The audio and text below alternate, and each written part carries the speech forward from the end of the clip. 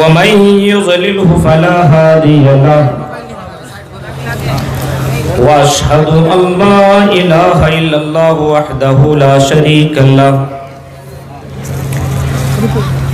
وأشهد أن محمدا عبده ورسوله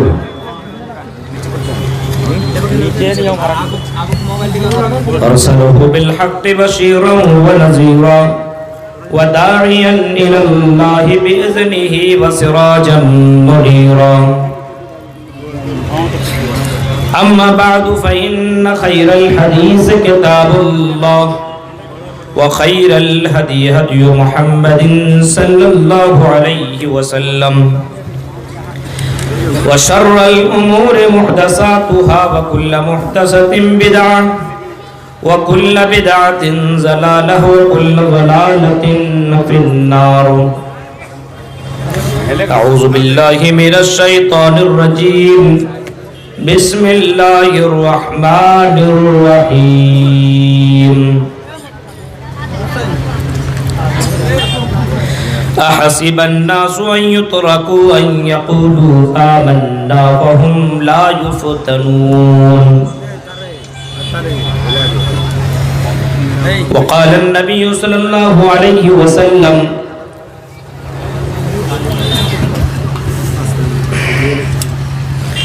ما تركت بعدي فتنة أضر على الرجال من النساء رواه احمد رب اشرح لي صدري ويسر لي امري واحلل عقدة من لساني يفقهوا قولي اللهم رب زدني علما آمین. قابل احترام ناظم جلسہ، اسٹیج پر بیٹھے ہوئے انتہائی معزز علماء کرام، جیا جوری اور اس کے قرب و جوار سے آئے ہوئے معزز سامعین حضرات، اسلامی بزرگوں، نوجوان دوستوں، پیارے بچوں اور پردہ نشین میری ماں اور بہنوں،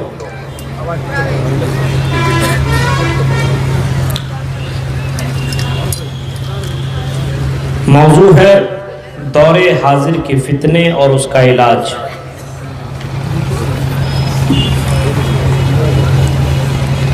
ابھی ہمارے محترم دوست اشتیاق سلفی صاحب جنت کا بیان کر رہے تھے، بہت شاندار بیان تھا۔ تو جنت کا بیان آپ نے سنا، جنت میں جانے کے لیے دنیا کے فتنے سے بچنا بہت ضروری ہے، تب آپ جنت میں جائیں گے۔ جب تک آپ ان فتنوں سے نہیں بچیں گے تب تک آپ جنت میں نہیں جا سکتے۔ کتنے فتنے ہیں دنیا کے اندر وہ تو ہم گنا نہیں سکتے ہیں۔ اللہ کے نبی صلی اللہ علیہ وسلم نے ایک مرتبہ فرمایا کہ لوگوں، اے میرے صحابہ، انی لارا مواقع الفتن خلال بیوتکم کمواقع القطر۔ اے میرے صحابہ، جو میں دیکھ رہا ہوں کیا وہ تم کو وہ چیزیں نظر آ رہی ہیں؟ صحابہ نے کہا کہ نہیں اللہ کے رسول، ہمیں وہ چیزیں نظر نہیں آ رہی ہیں۔ آپ نے فرمایا کہ مجھے دکھائی دے رہی ہے تمہارے گھروں کے اندر فتنے بارش کے قطروں کی طرح داخل ہو رہے ہیں، تمہارے گھروں کے اندر بے شمار فتنے داخل ہو رہے ہیں۔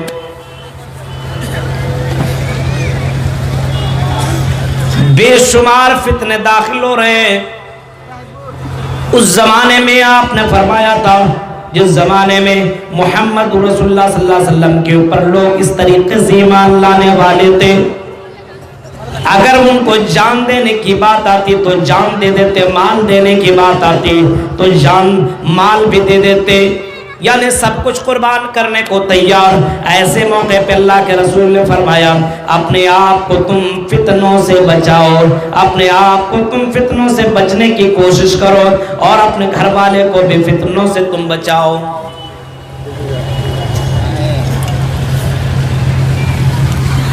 میں نے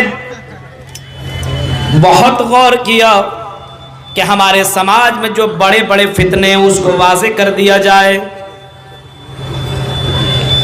سب سے بڑا فتنہ ہمارے دور کے اندر، ہمارے زمانے کے اندر شرک کا فتنہ ہے۔ ہم اپنے آپ کو اہل حدیث کہتے ہیں، لیکن اس کے باوجود ہماری زندگی کے اندر شرک نے قبضہ جما لیا ہے۔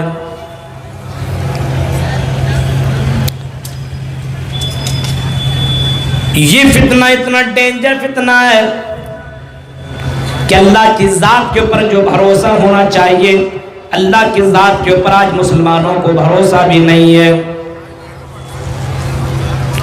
توکل ہی نہیں ہے، اللہ کی ذات کے اوپر بھروسہ ہی نہیں ہے۔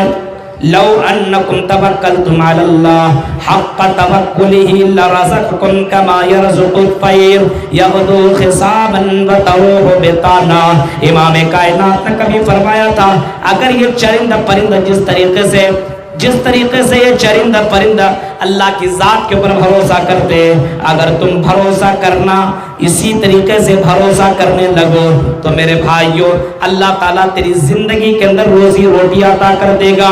جب اللہ ان چرندوں پرندوں کو کھلا سکتا ہے، مچھلیوں کو جو ایک ایک مچھلی ایک ایک دن کے اندر کئی ہزار کلو گوشت کھا جایا کرتی ہے، جب ان مچھلیوں کو جب اللہ تبارک و تعالیٰ روزی روٹی دے سکتا ہے، جب اللہ تعالیٰ ان کو کھلا سکتا پلا سکتا ہے، تو اللہ کے نبی فرماتے ہیں کہ اللہ تعالیٰ تمہیں بھی ضرور کھلائے گا، شرط یہ کہ اللہ کی ذات کے اوپر بھروسہ کرو، اللہ کے اوپر توکل کرو، شرک سے بچو۔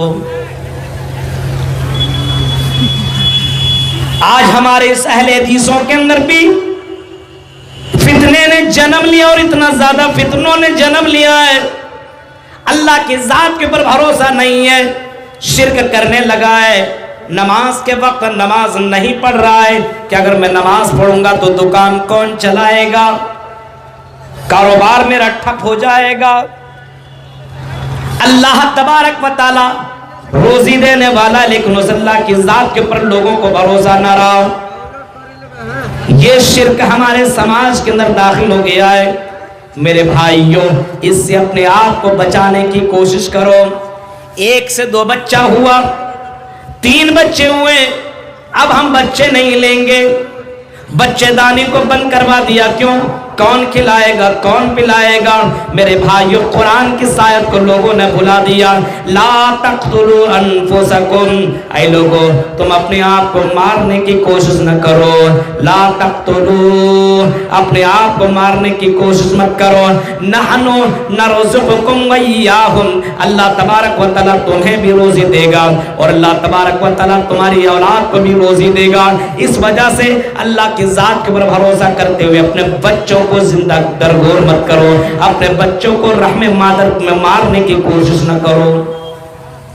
تو دور حاضر کے ایک جو فتنہ ہے وہ ہے شرک کا فتنہ، جو مسلمانوں کے اندر موجود ہے۔ آج بچہ پیدا ہوا، ٹیکا لگا دیا، تعویذ پہنا دیا، ہاتھ کے اندر کڑا پہنا دیا۔ میرے بھائیوں اس نظریے کو بدلنے کی کوشش کیجئے اور اپنے آپ کو توحید والا بنائیے۔ سب سے بڑی دولت اس دور کی اور اس زمانے کی یا دنیا کی سب سے بڑی دولت ہے تو وہ توحید ہے۔ کل قیامت کے دن اس توحید کا جو پھل ملے گا، میرے بھائیو حدیثوں کے اندر آتا ہے انسان گناہوں کا پہاڑ لے کر کے آئے گا، لیکن اس کے پاس اگر توحید ہوگی تو صرف توحید کی وجہ سے بندہ جنت کے اندر چلا جائے گا۔ دور حاضر کا ایک دوسرا فتنہ، بہت بڑا فتنہ، یہ مال کا فتنہ ہے۔ مال کا فتنہ، دنیا سے محبت کا فتنہ، جو مال کا فتنہ ہے۔ صبح سے لے کر کے شام تک آدمی مال کرتا ہے، صبح سے لے کر کے شام تک آدمی مال کرتا ہے۔ ہائے رے میرا مال، ہائے رے میرا مال۔ میرے بھائیوں آج مال سے اتنی زیادہ محبت لوگوں کو ہو گئی ہے، اگر مدرسوں میں پیسہ دینے کی بات آئے تو پیسہ خرچ نہیں کرتا، مسجدوں میں دینے کی بات آئے تو ہمارے جیب سے پیسے نہیں نکلتے ہیں، کیونکہ پیسے سے بڑی زیادہ محبت ہو گئی ہے، ان مال سے ہمیں بہت زیادہ محبت ہو گئی ہے۔ اللہ کے رسول صلی اللہ علیہ وسلم نے کبھی فرمایا تھا ان لکل امت فتنہ وفتنۃ امتی المال، ہر امت کے اندر کوئی نہ کوئی فتنہ ضرور رہا ہے، لیکن اس امت کے اندر جو سب سے بڑا فتنہ ہوگا وہ مال کا فتنہ ہوگا۔ اس مال کے چکر میں لوگ آج دیوانہ ہے، پاگل ہے، مجنون ہے۔ حلال اور حرام کا ذرہ برابر لوگوں نے فرق نہیں کیا ہے۔ مال آنا چاہیے، چاہے حلال طریقے سے آئے چاہے حرام طریقے سے آئے۔ حالانکہ قرآن کی آیتوں کو ہم ہونا پڑھتے ہیں، یا ایھا الناس کلوا من طیبات، اے لوگو پاک روزی کھاؤ، حلال رزق کھاؤ، حرام روزی مت کھاؤ۔ اے میرے رسولو، اے میرے پیغمبرو، اے رسیمونیو، یا ایھا الرسول کلوا من طیبات، اے میرے رسولو تم بھی پاک روزی کھاؤ، حلال رزق کھاؤ، حرام رزق سے بچو۔ آج ہمارے یہاں حلال و حرام کی کوئی تصور، کوئی آپس میں مطلب ہی نہیں، حلال سے آئے یا حرام سے آئے پیسہ آنا چاہیے۔ اللہ کے نبی صلی اللہ علیہ وسلم نے کبھی فرمایا تھا ایک زمانہ ایسا آئے گا، ایک دور ایسا آئے گا، نبی اکرم نے فرمایا ایک دور ایسا آئے گا امن الحلال امن الحرام، لوگ حلال و حرام کی ذرہ برابر تمیز نہ کریں گے، مال تو کھائیں گے، مال تو جمع کریں گے، لیکن حلال و حرام کی تمیز نہ کریں گے۔ پیسہ آنا چاہیے چاہے جیسے ہو۔ میرے بھائیوں یہ مال کا فتنہ بہت بڑا فتنہ ہے، جس فتنے سے اللہ کے رسول نے لوگوں کو بچنے کے لیے کہا ہے۔ نبی اکرم صلی اللہ علیہ وسلم کی زندگی دیکھیے، نبی اکرم کی سیرت کو پڑھیے، محمد رسول اللہ صلی اللہ علیہ وسلم نے اسی مال کی فتنے سے آپ نے بچنے کے لیے آپ نے فرمایا اے معاذ، اے ابو ذر غفاری سنو، اے ابو ذر غفاری سنو، اگر اللہ تعالیٰ مجھے اللہ تعالیٰ سونے کے دو پہاڑ عطا کر دے، ایک نہیں دو، سونے کے دو پہاڑ عطا کر دے، پھر بھی میں سونے کے دو پہاڑ کو ایک سے 2 دن سے زیادہ رکھنا گوارا نہ کروں گا، میں مال کو اللہ کے راہ میں خرچ کر دوں گا۔ محمد رسول اللہ مال سے اتنی زیادہ محبت نہ کرتے تھے، بلکہ ان مالوں کو اللہ کے راہ میں خرچ کرنے کے لیے اتنے زیادہ تیز رفتار میں اللہ کے رسول خرچ کیا کرتے تھے، میرے بھائی تو جس کا اندازہ ہی نہیں لگایا جا سکتا ہے۔